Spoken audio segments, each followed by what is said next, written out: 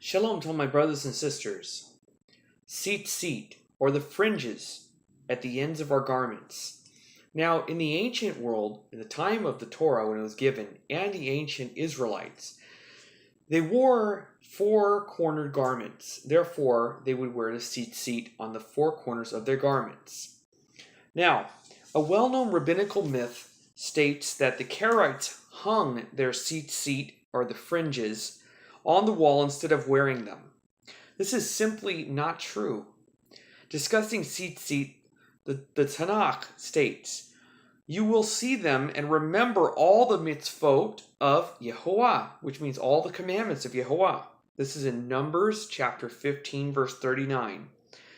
The rabbis assume that the Karaites take this verse literally.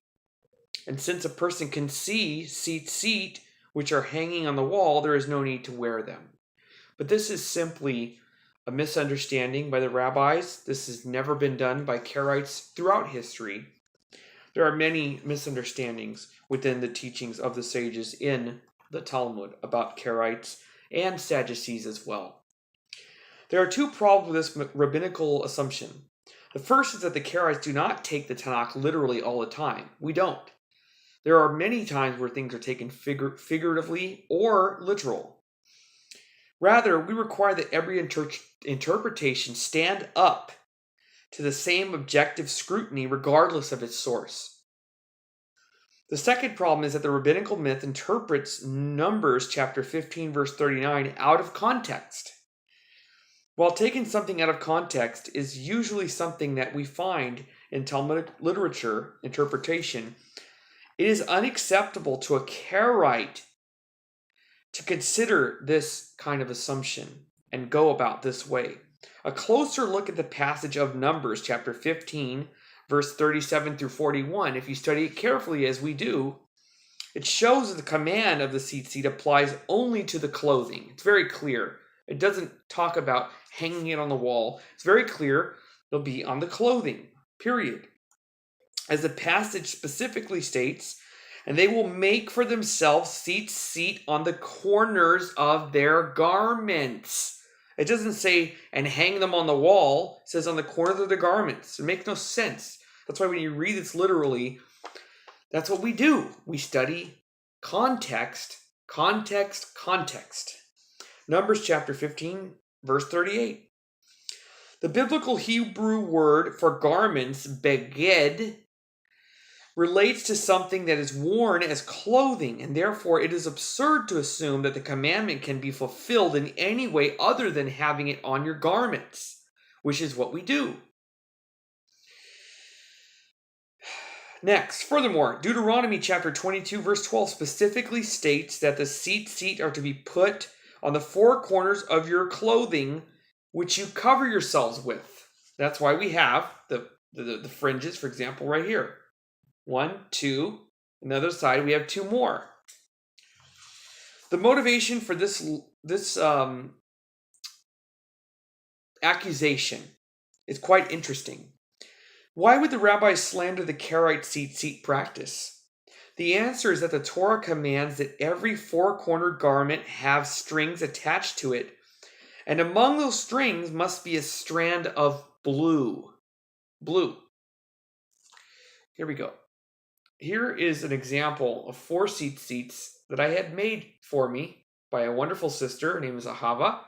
Thank you so much. I do my own as well as I have people do them as well for my children and things like that. But you see very closely, they are roped around as chains, which we'll get into the details of that pretty soon. The Tzit Tzits that could be put on your clothing. All right. So there's supposed to be a strand of blue. As we saw here, there is blue. Karaites always have the blue with the white, whereas many Orthodox only have white, but some do have blue. So yes, some Karaites will argue and say, well, many Orthodox wear blue as well. I'm not arguing that some don't wear that. I'm just saying the majority wear the white. This is obvious. But it does command in the Torah that we must have blue, period. No matter what. While the Karaites faithfully carry out this practice by placing the blue string on their Tzit Tzits, Many rabbinites ignore this commandment by only using the white strings, which is there. I mean, again, this video is not to attack any group whatsoever. I have no business speaking on rabbinical traditions and stuff. I'm only speaking about rabbinic culture in general to verify why the Karaites need to explain, like I'm doing in this video, explain why we wear the blue and why we don't agree with this. So this is basically to understand the Karaite point of view. The rabbinite reason for abandoning the commandment to place the blue string on the Tzit Tzit is that the dye needed for the blue has been lost. However, Karaites point out that the Torah does not state which dye must be used to create the blue string. It doesn't.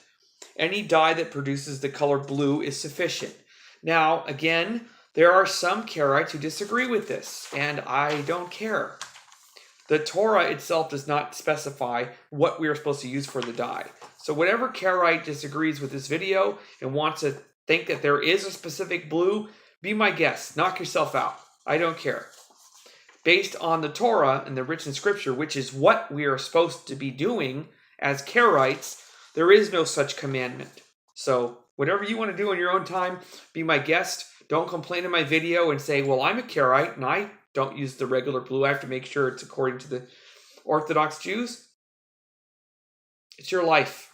But as far as real Karaites, we follow according to the scriptures and nothing more. If you go beyond that, it's your call.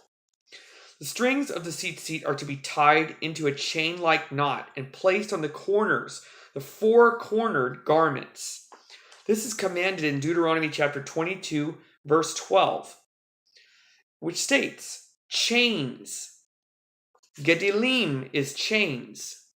Gedilim, chains. You cover yourselves with. A chain-like knot can be made in any number of ways and do not have to be made in a rabbinical fashion or even Karaite tradition. For example, this is very simple chain-like pattern. You see, if you look very closely, I hope you can see this.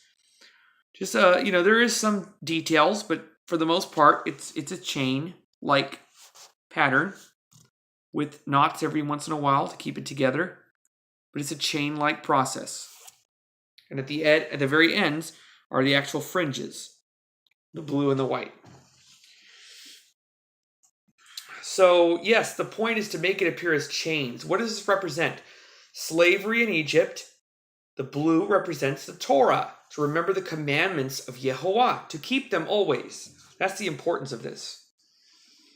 Today's Karaites make the knots in a slightly different way than the Rabbinites. The important thing is that they have to have the appearance of chains or links, gedilim, like I said, and that they include at least one blue strand.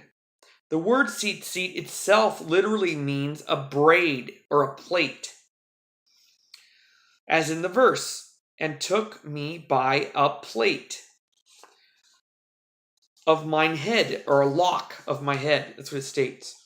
Thus, the design of the Tzit Tzit must be that of a braid or a chain or plait of hair, which is the same design as if you have a little girl and you're braiding her hair. It's like a chain-like pattern. This is how we are to keep the Tzit Tzit. Here are some biblical passages before we end this video. Numbers chapter 15, verses 37 through 41. And Yehovah spoke unto Moshe, saying, Speak to the children of Israel, and say unto them, You shall make for yourself Tzit Tzit on the corners of your garments, for your generations. Shall place on the Tzit Tzit of the corner a string of blue. A string of blue. And shall be for you Tzit Tzit. And when you see them, and remember the commandments of Yehovah, and do them, you shall not be led astray in your hearts, and your eyes which you whore after. The eyes which you whore after.